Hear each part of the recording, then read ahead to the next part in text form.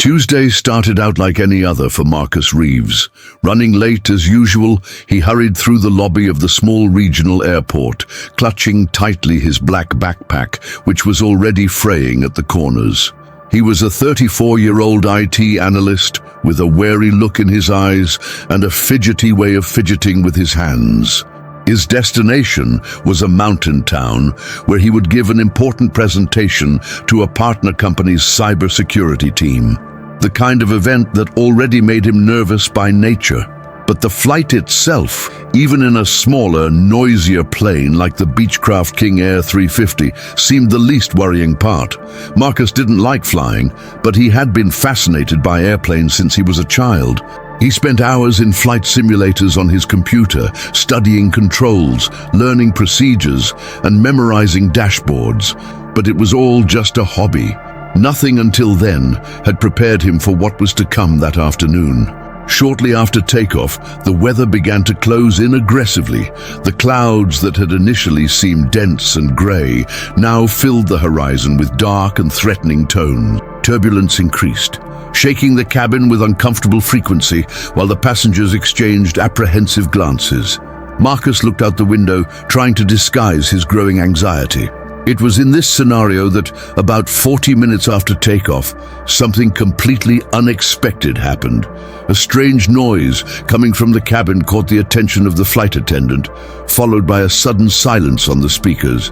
Minutes later, she appeared in the aisle with a pale face and a trembling voice asking for medical help. The pilot had collapsed. There was no co-pilot. The plane was now in the air, with no one at the controls, and with a storm rapidly approaching. Panic quickly spread throughout the cabin. Some people stood up, others began to cry, and a woman in the back screamed for her husband in despair. Marcus felt his heart race. He stood still for a few seconds, paralyzed between fear and the strange feeling that this, however absurd it seemed, was somehow in his hands. When the flight attendant, still visibly shaken, repeated that the pilot was unconscious and that they needed someone with some flying experience, Marcus raised his hand. His voice came out shaky, almost without strength. I have experience with simulators." It didn't seem like a phrase that inspired confidence, but it was all there was. Everyone's looks of astonishment were immediate. Even so, given the lack of alternatives, he was taken to the cabin, where he found the captain passed out in his seat, his head fallen to the side, and the aircraft's alarm starting to flash red. As Marcus sat down in the right-hand seat, the controls felt cool under his sweaty hands. The dashboard in front of him was familiar, but for the first time, it wasn't on a screen. It was real. Every button, every lever, and every warning seemed more vivid, more frightening. The flight attendant handed him a headset connected to the control tower's emergency system, which was already in contact with a volunteer flight instructor who had been called in. "You're going to have to stay calm. We're going to do this together," said the firm, experienced voice on the other end of the line. Marcus took a deep breath. The clouds outside had now swallowed the horizon completely, and the first gusts of strong wind were shaking the plane like a loose leaf. The only certainty at that moment was that if he didn't take control, everyone on board might not survive. The first instruction was to stabilize the plane. The instructor on the other end of the line instructed Marcus to check the main instruments: altimeter, attitude indicator, speed, and fuel level. Even with his hands shaking, he followed the orders with an almost mechanical precision, the result of countless simulated flights at home. But in the real world, each jolt of the aircraft seemed to multiply the responsibility on his shoulders. One of the engines showed signs of irregularity. The audible alarms beeped intermittently, and the sound of heavy rain began to beat violently against the cockpit glass. "Don't look outside. Focus on the panel," said the voice on the headset. It was like being in the middle of a nightmare where everything he loved, planes, systems, simulation, mixed with the pure fear of making a mistake and taking dozens of lives with it. Communication with the tower was interrupted for a few minutes after a lightning strike struck the fuselage, knocking out some of the cabin's electrical systems. Lights went out, instruments stopped responding, and for a moment, Marcus thought the plane was going to crash. "Backup system, find the auxiliary alternator," shouted the voice, finally reconnected after the failure. With difficulty, he located the changeover switch and activated the secondary circuit. Some monitors came back on, although with inconsistent data. In that moment, he realized that he was not just flying a plane, he was solving a technical breakdown in real time at the limit of human control. It wasn't just about knowing how to fly, it was about keeping a cool head under almost unbearable pressure. Outside, the winds were picking up, the storm seemed to dance around the plane, and the passengers, silent, began to realize that it was this ordinary man up front who was keeping them alive. With the systems partially recovered, Marcus received descent coordinates for the nearest airport, located between two large valleys surrounded by mountains. It was a short runway, used mainly by small planes, and with an approach considered difficult even by experienced pilots. The instructor on the other side insisted that he stay focused on the gradual descent and ignore the sound of the rain hammering on the roof of the aircraft. "Trust the instruments, not your eyes," he said repeatedly. Even with the altimeter varying and the crosswinds making alignment difficult, Marcus kept his hands steady on the controls, guiding the aircraft with precise movements, even though his entire body felt like it was about to give way. Every second inside that cabin seemed to stretch out as if time refused to pass. In the back of the cabin, a child began to cry, and the piercing sound shook Marcus. For a moment, he remembered being a child and flying with his father, a quiet man who always said that courage was not the absence of fear, but acting in spite of it. It echoed in his mind like an anchor in the chaos. He glanced back at the instruments, noticing a dangerous oscillation in altitude. The plane was being pushed by downdrafts, forcing it down sharply. With the instructor's help, he adjusted the flaps and reduced speed, trying to compensate for the impact of the turbulence. Sweat trickled down his temples, but the controls responded. It wasn't pretty, it wasn't clean, but it worked. Marcus wasn't a movie hero. He was an ordinary guy trying to keep everyone alive with everything he had. The tower authorized the emergency landing, but made it clear the crosswinds were above ideal, and the airport's control system did not have a full view of the runway due to the density of the storm. Marcus would have to rely exclusively on the instruments and his own decisions. The instructor tried to calm the tension by telling him that the plane was tough, that it could handle a lot, but Marcus knew that without practical experience, he was flying at the limit of what a civilian could handle. The final approach began, and for the first time the runway appeared through the clouds, a thin line between dark hills and windswept trees. Visibility was minimal, and any error in the descent angle would put everyone at risk. The plane's lateral control felt more sensitive now, as if the wind itself were trying to rip the controls from his hands. As the plane approached the runway, a new problem emerged. The braking system had partially failed. The amber light flashing on the dashboard was the kind of warning no one wanted to see at that moment. The instructor quickly explained the alternative procedure. Marcus would have to use the manual spoilers and reverse propellers to help slow down, something he had simulated before, but never tried. There was no time to overthink it. With the fuselage being pushed sideways by the wind and the nose of the plane swinging like a pendulum, Marcus lined the plane up at the last second. The tires hit the tarmac with a sharp, long impact, sending a jolt through the entire body of the aircraft. The plane bounced once before sticking to the ground. He pulled hard on the controls, activated what he could, and felt the machine finally begin to slow down. The sound of the reverse propellers and the friction with the runway formed the most agonizing soundtrack of his life. The plane slid for endless meters until it finally stopped near the end of the runway. An almost unreal silence filled the cabin. Marcus stood there, his hands still glued to the controls, unable to move. His shoulders were rigid, his eyes fixed on the dashboard, and his headset still transmitted the instructor's voice, now calmer, telling him that he had done it. It was only when he heard the passengers' cries of relief that he realized what he had done. There was no applause, no shouting, just a collective sigh, as if everyone there had started breathing again after a long time. The flight attendant approached the cabin, her eyes filled with tears, and lightly touched Marcus's shoulder. He turned, still dazed, and finally let go of the controls. This didn't feel like a victory, it felt like survival. The firefighters and medical team arrived within minutes, removing the unconscious pilot and checking the condition of the passengers. No one was hurt. Some people hugged strangers, others called relatives still in tears.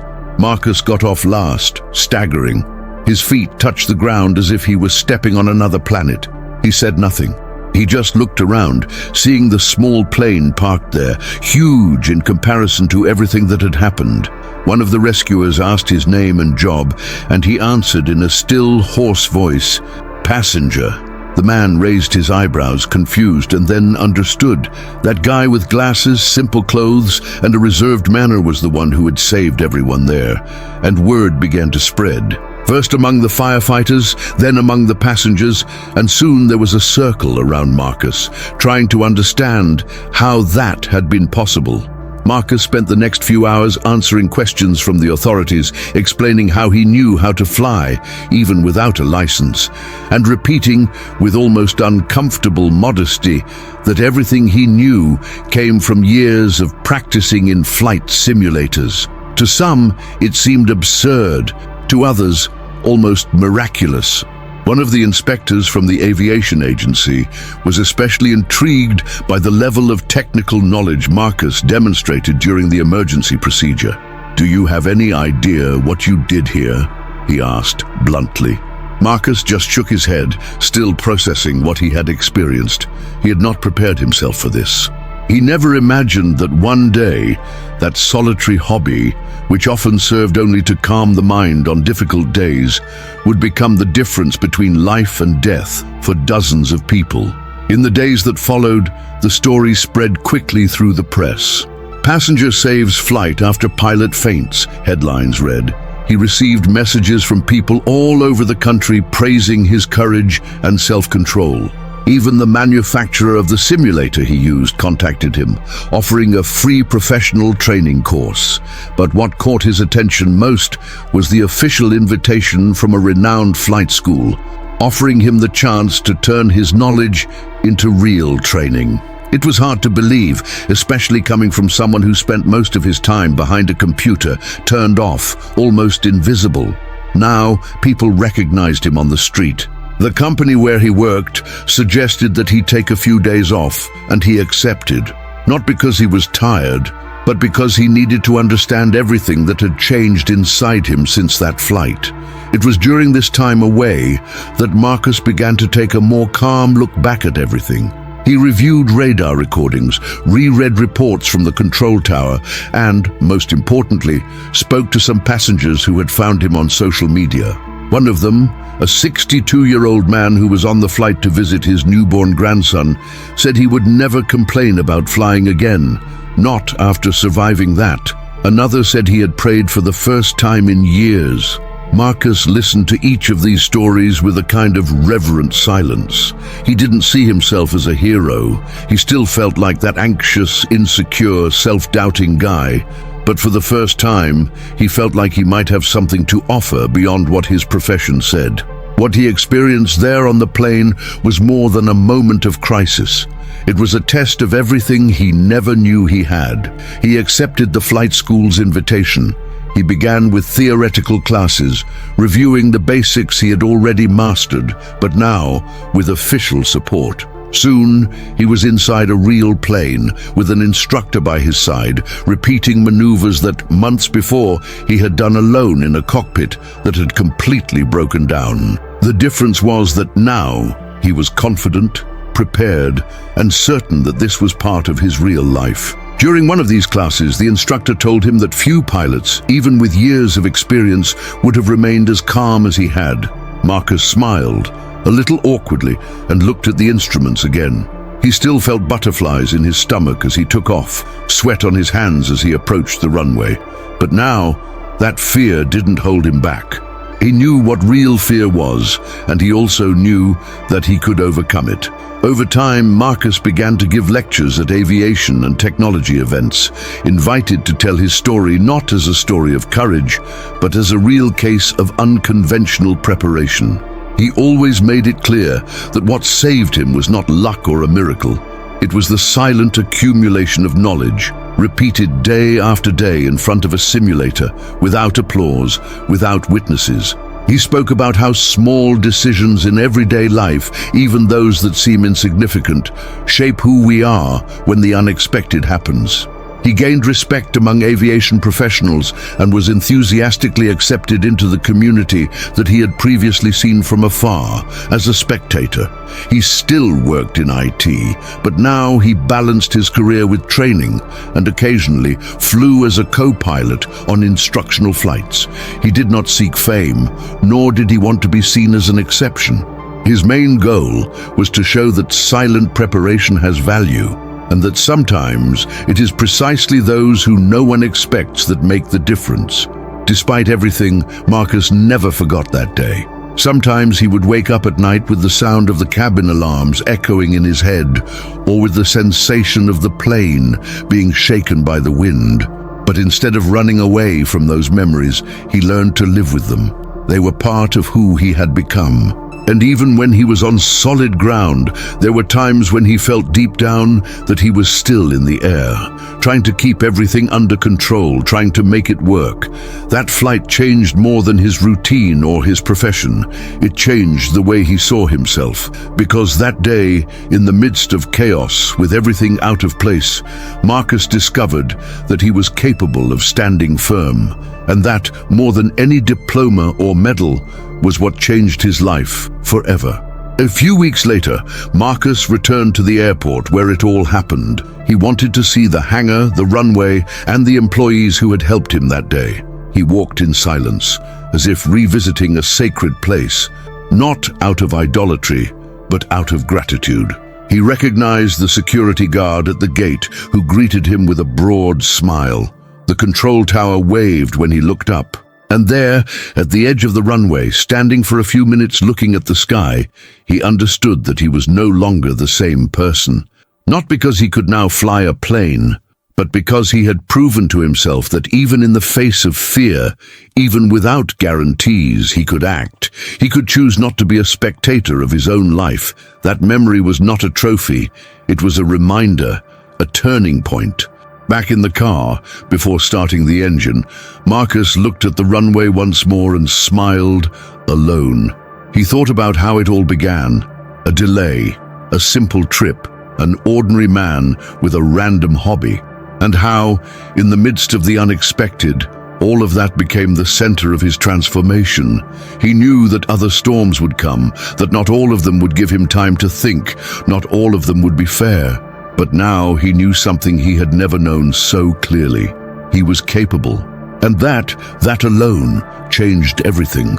It didn't matter if in the sky or on the ground, Marcus Reeves had discovered in that single flight the kind of strength that stays with us for the rest of our lives.